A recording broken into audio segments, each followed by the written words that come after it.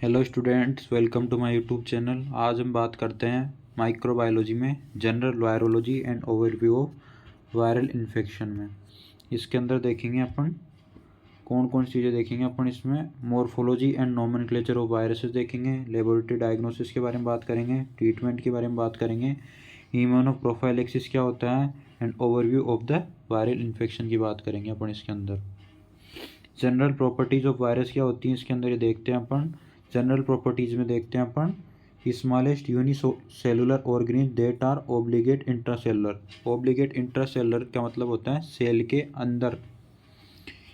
Unicellular viruses जो होता है उनके लिए क्या होता है, सेल ज़रूरी होती है क्योंकि ये सेल के अंदर प्रॉब्लम क्रिएट करते हैं। Virus are the most primitive micro organism होते हैं इन्फेक्टिंग मैन, जो मैन को इन्फेक्ट करते हैं। मोस्ट प्रिमिटिव यानी बहुत पुराने माइक्रो ऑर्गेनिज्म हैं। देखते हैं अपन virus differ from the bacteria as. Virus कैसे बैक्टीरिया को डिफर करता है। फर्स्ट नंबर की बात करते हैं ओब्लिगेट इंट्रासेलुलर। वायरस के अंदर ओब्लिगेट इंट्रासेलुलर की रिक्वायरमेंट होती है। वायरस रखता है possesses either DNA deoxyribonucleic acid और RNA ribonucleic acid but never both. जो वायरस जो होता है वो या तो डीएनए रखता है या आरएनए रखता है, दोनों नहीं रख सकता। Virus smaller than the bacteria can be passed through the bacterial filter. Virus जो होता है बैक्टीरियल फिल्टर के द्वारा पास होता है। Can not be grown on artificial cell free media.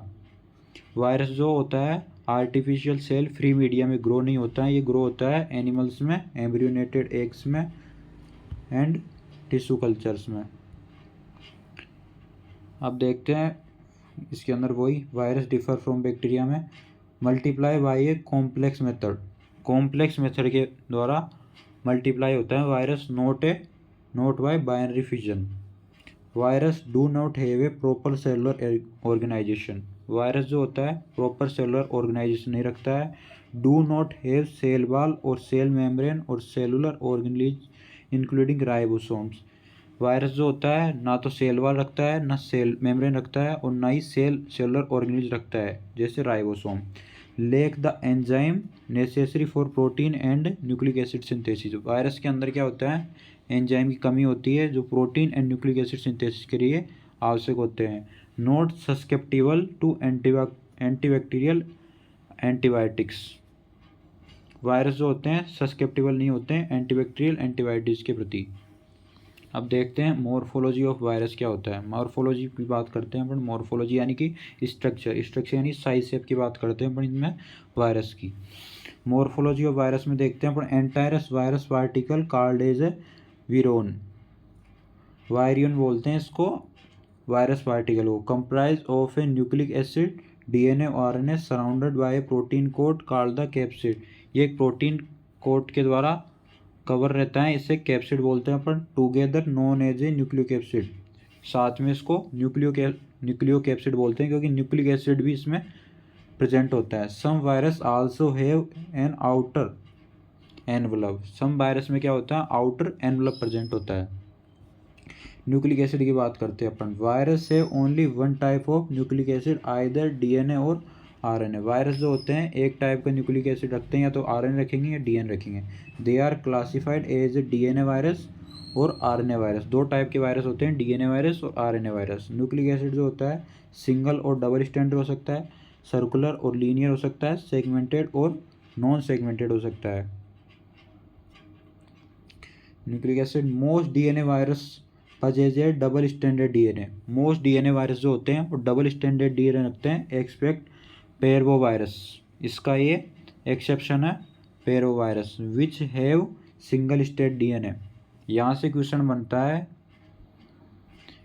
कि most DNA virus possess a double stranded DNA exception of the double stranded DNA virus parvovirus which have single stranded DNA. Parvovirus जो है वो single stranded DNA रखता है। RNA virus जो होते हैं वो possesses single stranded RNA.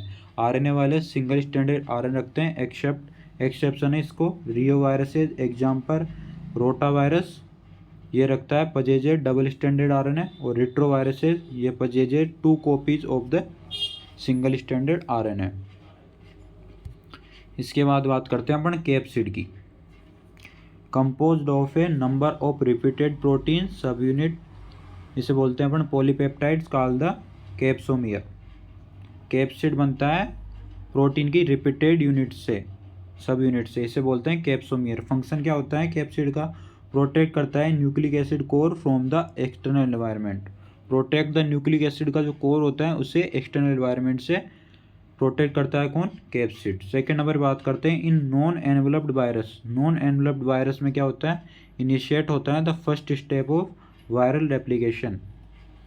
Third number पे बात करते हैं अपन antigenic and specific for each virus. Capsid जो होता है एंटीजेनिक और स्पेसिफिक होता है फॉर इच वायरस, यानी प्रत्येक वायरस का। अब बात करते हैं अपन symmetry based on the arrangement of capsomere. Symmetry की बात कर रहे हैं अपन अरेंजमेंट ऑफ कैप्सोमियर के बेसिस पे।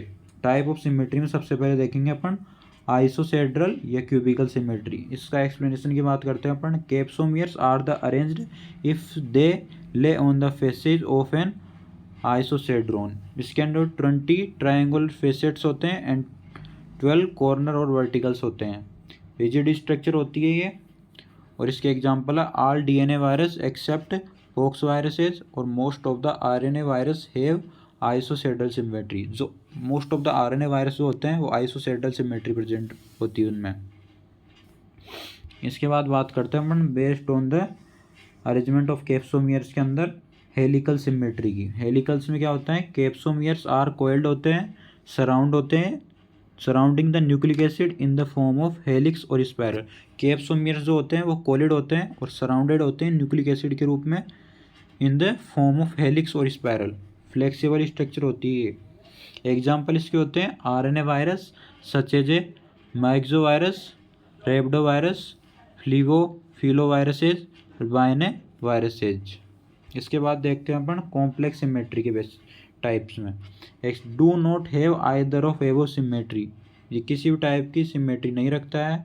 एग्जाम्पल इसको पॉक्स वायरस। अब बात करते हैं अपन एनवलप की। Envelope surrounding the nucleocapsid. Nucleocapsid द्वारा सराउंड होता है एनवलप। लिपोप्रोटीन जो होती है इन नेचर, एनवलप जो होता है लिपोप्रोटीन होता है नेचर में। Lipid part is derived from the host cell membrane. Lipid part जो होता है डिराइव्ड होता है होस्ट सेल मेम्ब्रेन से। और प्रोटीन पार्ट जो होता है वायरस कोडेड होता है, मेड अप ऑफ सब यूनिट्स। सब यूनिट से इसका निर्माण होता है, उसे बोलते हैं पेप्लोमेर्स। पेप्लोमेर्स क्या होते हैं? Project as spikes on the surface of envelope. Envelope की सरफेस पे प्रोजेक्ट होते हैं एज द स्पाइक्स फॉर्म में। तो आज के लिए इतना ही, बाकी बात अपन कल करते हैं। Thank you for